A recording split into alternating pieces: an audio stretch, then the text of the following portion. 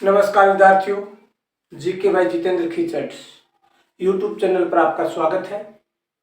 आज हम पढ़ेंगे कक्षा 9 के गणित विषय में भाग संख्या 5 संख्या रेखा पर निरूपण। जो अप्रिमेय संख्या है उनको संख्या रेखा पर किस प्रकार से निरूपित करते हैं, किस प्रकार से दर्शाते हैं, वो पढ़ेंगे आज।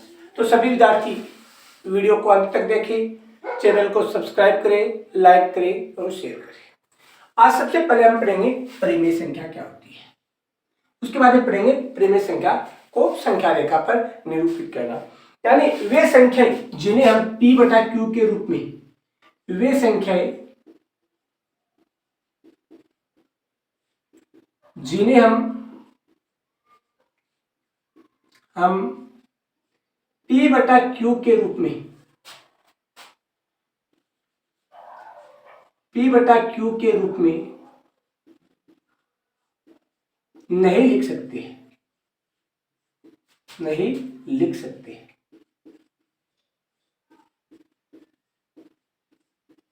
यानी वे संख्याएं जिन्हें हम P बटा Q के रूप में नहीं लिख सकते हैं तथा नहीं लिख सकते हैं जहां P और Q क्या हो, पूर्णांक संख्याएं है। जहां P और Q पूर्णांक, यानी जिन्हें P और Q के रूप में नहीं लिख सकते और P और Q क्या पूर्णांक संख्याएं होती है, क्या होती है, तथा Q बराबर 0 नहीं है। यानी उन संख्या को हम अप्रिमेय संख्या कहते हैं जिन संख्याओं को हम P बटा Q के रूप में व्यक्त नहीं कर सकते। P Q क्या पूर्णांक है और Q बराबर 0 नहीं है। इसके उदाहरण एग्जाम्पल क्या है, √2, √3 पाई, यानी पाई का मान 22/7 होता है, लेकिन 22/7 का जब मान निकालते हैं तो वो पूर्ण संख्या नहीं होती है।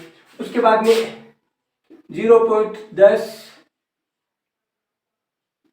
यानी ऐसी जो संख्या होती है वो भी क्या है, अप्रिमेय संख्याएं कहलाती है। यानी जिन संख्याओं को हम P बटा Q के रूप में नहीं लिख सकते हैं और P और Q का पूर्णांक हो तथा Q बराबर 0 हो, ऐसी संख्याओं को क्या कहते हैं, अप्रिमेय संख्या कहते हैं। उसके बाद में संख्या रेखा पर √2 को निरूपित करना।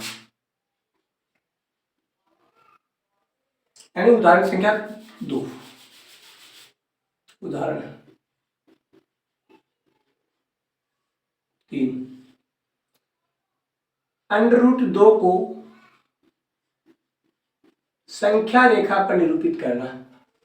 संख्या रेखा पर निरूपित करना।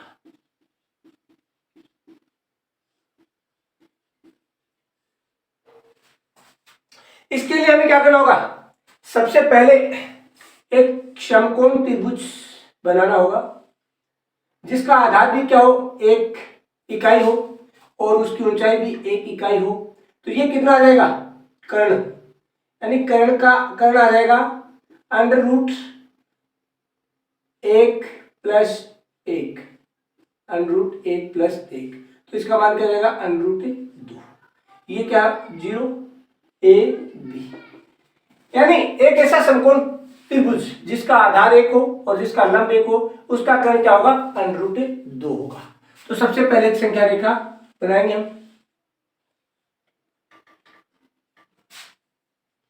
उसमें मान लीजिए हमने 0 माना, 1 2 3 -1 -2 -3। सबसे पहले क्या करेंगे हम, ये लेंगे 1 इकाई ले ली हमने। यहाँ पर एक 90 डिग्री का कोण बनाएंगे इस प्रकार से, और ये भी क्या होना चाहिए, 1 सेंटीमीटर का होना चाहिए। उसके बाद में हम इसको मिलाएंगे, इसको फुट की सहायता से।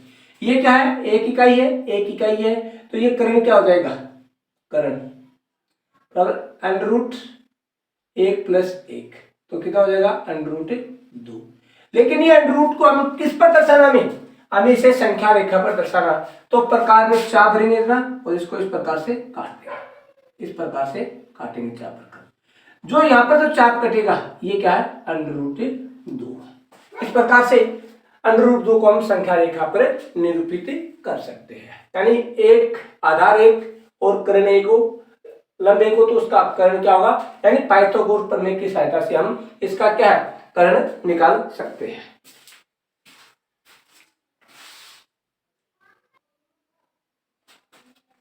उसके बाद में उदाहरण 4, वास्तविक संख्या रेखा पर अंडर रूट 3 का स्थान निर्धारित करना।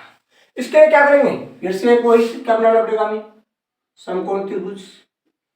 इसका मान 1 इकाई होगा और इसका मान 1 इकाई होगा, तो ये संख्या में क्या प्राप्त हो जाएगी, अंडर रूट 2। उसके बाद में करेंगे, पहले इसका निर्धारण करेंगे, उसके बाद में अंडर रूट 3 का। वही संख्या रेखा निर्धारित करने के लिए संख्या रेखा बनाएंगे। यहां पर मान लीजिए हमने शून्य माना, ये 1, ये 2, ये 3, ये -1, -2 और -3। सबसे पहले ये 1 इकाई लेंगे हम, इस पर यहाँ पर एक समकोण त्रिभुज बनाएंगे और ये भी 1 सेंटीमीटर का लेंगे, यानी 1 सेंटीमीटर कितना, 1 इकाई होनी चाहिए हमारी। उसके बाद में उसको मिलाएंगे तो हम, ये तो क्या हो गया, अंडर रूट 2, और हमें क्या चाहिए, अंडर रूट 3 चाहिए, यह है अंडर रूट 2। तो इसके लिए क्या करेंगे हम, इस बिंदु पर फिर हम एक समकोण त्रिभुज बनाएंगे, एक समकोण त्रिभुज बनाएंगे और यहाँ पर वो भी 1 इकाई का होगा, ये भी कितनी होगी, मान लीजिए 1 सेंटीमीटर लिया तो 1। उसके बाद में ये जो बिंदु होगा हमारे, ये जो रेखा होगी, ये रेखा कितनी होगी, ये अंडर रूट 2 तो ये होगा और प्लस अंडर रूट 1 का मान, यानी अंडर रूट 3 हमें प्राप्त होता है। लेकिन ये हमें संख्या रेखा पर नहीं प्राप्त है, ये तो हमें यहाँ प्राप्त हुआ है। जैसे ये O है, ये A है, ये B है, ये C पर प्राप्त हुआ हमें। लेकिन इसको संख्या रेखा प्राप्त करने के लिए हमें प्रकार की सहायता से चाप काटेंगे हम, ऐसा लेकर इस प्रकार से, जो हमें यहाँ प्राप्त होता है ये हमारा अंडर रूट 3। इस प्रकार से हम अंडर रूट 3 को संख्या रेखा पर निर्धारित कर सकते हैं।